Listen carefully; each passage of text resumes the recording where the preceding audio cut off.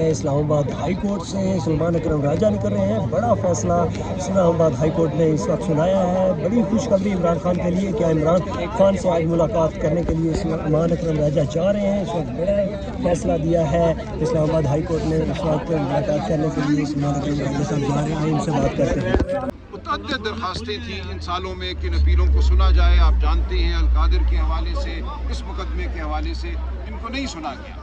آج جب ہم آئے ہیں خان صاحب کی آنکھ کے حوالے سے انتہائی تشویش کے عالم میں، اور ہمیں انتہائی اس میں ارجنسی ہے، جلدی ہے، ہم نے کہا کہ اس معاملے کو فوراً سنا جائے۔ ان کی آنکھ کا جو معاملہ ہے ایک لمحے کے لیے اس میں تاخیر ہمیں قبول نہیں ہے، نہ عدالت کو ہونی چاہیے۔ تو عدالت نے ہماری آنکھ کے حوالے سے جو استدعا تھی اس کو 3 سال پرانی اپیل کے ساتھ منسلک کر کے 7 دن آگے یہ معاملہ ڈال دیا ہے کہ کسی صورت یہ بات اچھی نہیں ہے۔ میں نے جب کوشش کی یہ کہنے کی کہ یہ معاملہ جلدی کا متقاضی ہے تو جج صاحب نے کہا آپ کو ہمیشہ جلدی ہوتی ہے۔ میں نے کہا یہ جلدی اس لیے ہوتی ہے کہ جو ہمارے حالات ہیں، جس جگہ ہمیں کھڑا کر دیا گیا ہے وہاں اور کوئی چارہ نہیں سوائے اس کے کہ ہم آپ سے تقاضا کریں کہ آپ اپنے فرائض کو فی الفور سر انجام دیں، لیکن نہیں مانی انہوں نے بات، اور ہمارے آنکھ کے معاملے کو، خان صاحب کی صحت کے معاملے کو بھی 1 ہفتہ آگے کر دیا ہے۔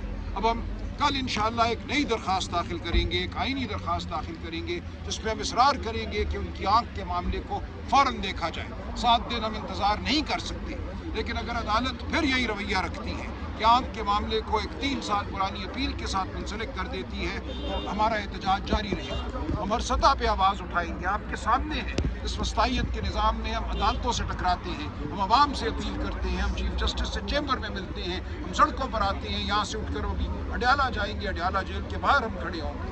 تو ہم پوری قوم کے سامنے اپنا مقدمہ لڑ رہے ہیں، اور ہم پوری قوم کو بار بار یہ کہتے ہیں کہ یہ مقدمہ تم نے لڑنا ہے، بالآخر یہ مقدمہ اس قوم نے جیتنا ہے۔ ہم عدالتوں میں آتے رہیں گے، ہم عدالتوں سے معاملہ کرتے رہیں گے، جو کچھ عدالت ہمیں دے گی یا نہیں دے گی وہ قوم کے سامنے ہے۔ تو آج کی کارروائی یہی ہے کہ 3 سال پرانی اپیل کو لگا دیا گیا ہے، 10 مارچ کو اچھا کیا گیا ہے، یہ پہلے ہونا چاہیے تھا، لیکن آنکھ کے معاملے کو، صحت کے معاملے کو اس اپیل کے ساتھ منسلک کرنا یہ ٹھیک نہیں ہوا۔ اس کے بارے میں ہم دوبارہ درخواست دیں گے، جیسا کہ میں نے کہا انشاءاللہ کل ایک نئی درخواست اسی عدالت میں ہم پھر دائر کریں گے۔ اس پہ بھی اگر سنوائی نہیں ہوتی یا اس کو بھی اگر تاخیر کے حوالے کیا جاتا ہے تو معاملہ آپ کے سامنے ہوگا، ہم بات کرتے رہیں گے۔ اور دیکھیے تناظر ہے آج خان صاحب کی صحت کے حوالے سے، خان صاحب سے جو ملنے نہیں دیا جا رہا، جو ان کو قید تنہائی میں ڈال دیا گیا ہے۔ پاکستان آج ایک انتہائی نازک موڑ پہ کھڑا ہے۔ ہم بار بار یہ کہتے ہیں ہماری تاریخ کا ہر لمحہ ہی نازک نظر آتا ہے، لیکن آج ہمارے خطے میں جو جنگ برپا ہے، جو ایران میں ہو رہا ہے، جو فسطائیت، جو بربریت وہاں پہ برپا ہے، ہم کیا اس کے لیے ہمیں کوئی لیڈر اس وقت میسر نہیں ہے۔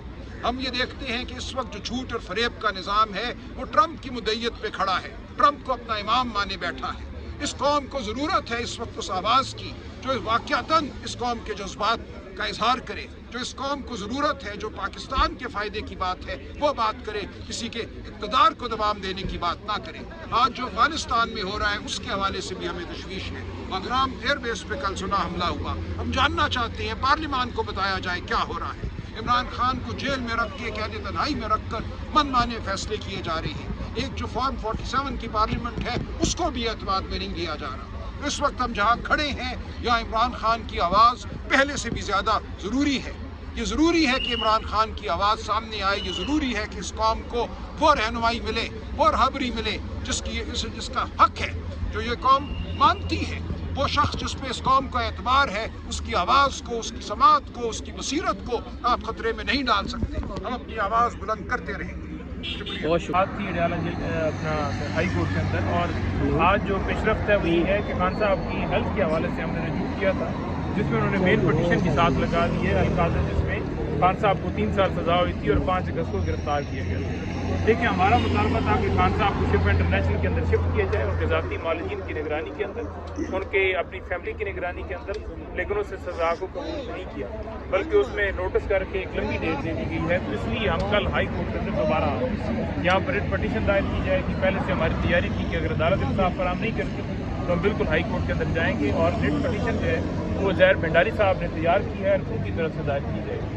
لہٰذا عدالتوں کا کام ہوتا ہے کہ جو شخص بھی وہاں پر آتا ہے وہ فوری طور پر انصاف فراہم کرتا ہے۔ اب ایک شخص کو سر کا درد ہے اور وہ ڈاکٹر کے پاس جاتا ہے اور وہ کہہ دے کہ آپ 2 مہینے کے بعد آنا، میں آپ کو گولی دوں گا، ये तो नहीं हो सकता ना। सेहत का मामला जो है सबसे ज़रूरी होता है। इमरान खान साहब की आँख को पहले इन्होंने नुकसान पहुँचाया, फिर उसमें प्रॉपर ट्रीटमेंट उनका जो है वो नहीं किया गया, और जब अदालतों के नोटिस के अंदर आया तो अदालतों को चाहिए था कि उसके अंदर फौरी इंटरवीन करके खान साहब जो साबित वज़ीर आज़म है, उस कौम के लीडर हैं, उनकी सेहत के ऊपर वो कंसर्न शो करते हुए उनका प्रॉपर ट्रीटमेंट कराते हैं। सुप्रीम कोर्ट में गए, उन्होंने 2 इतराज़ात लगाए। उन्होंने कहा जी कि आप हाई कोर्ट में जाइए क्योंकि आपकी मेन अपील उधर है।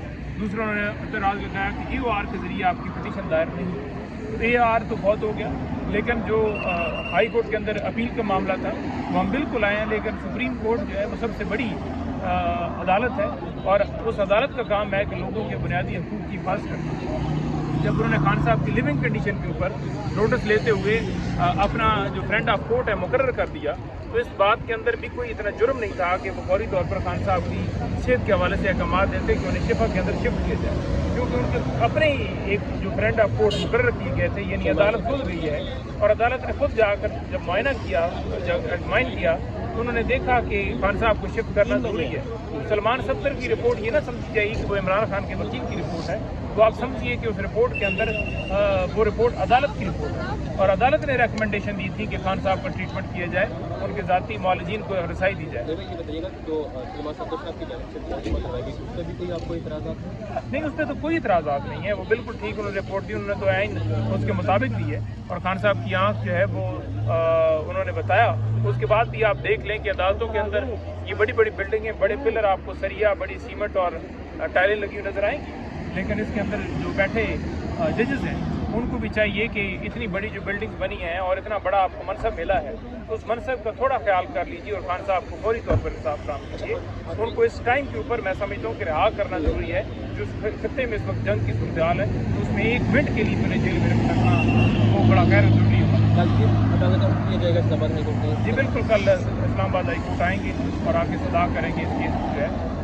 एक नई पटिशन दायर की जाएगी खान साहब की हेल्थ के हवाले से, शिफ्ट किया जाए और उनके ज़ाती मालिकीन की निगरानी के अंदर, और फैमिली मौजूद है, उनका प्रॉपर ट्रीटमेंट। कल पटिशन दायर होगी। बहुत शुक्रिया। रहमानिर्रहीम।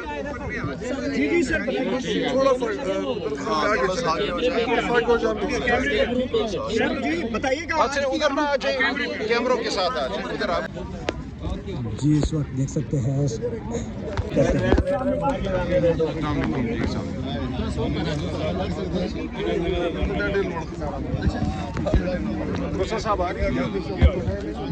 जैसे पंजाब हुकूमत एक gulf stream G550 luxury jet जरूर जो है वो 10 अरब रुपए का खरीद सकता है। चलिए, कोई तो तरक्की कर रहा है। ये याद रखें कि ये जो गल्फ स्ट्रीम जेट